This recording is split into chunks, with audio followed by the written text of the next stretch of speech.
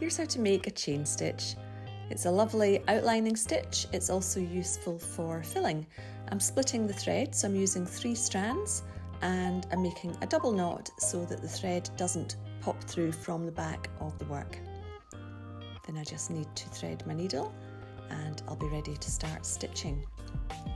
So you're going to bring your needle up where you want your first chain to begin and put the needle back down through the same hole, but don't pull the thread all the way through. It's going to form a loop, which will become your first chain. Then bring your needle up 1 stitch length away, that will be the length of your chain, and make sure that the needle comes up through that loop. Pull it snugly. There's your first chain. Now put your needle back down through the same hole,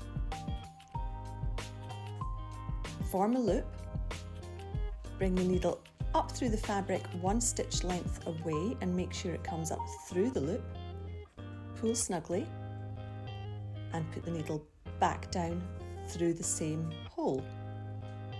And you're going to continue in the same way for as many chain stitches as you want. Takes a little bit of practice getting each chain stitch exactly the same length, but you can also vary them. So back down through the same hole each time, and just remember that you're going back into the loop to make that chain.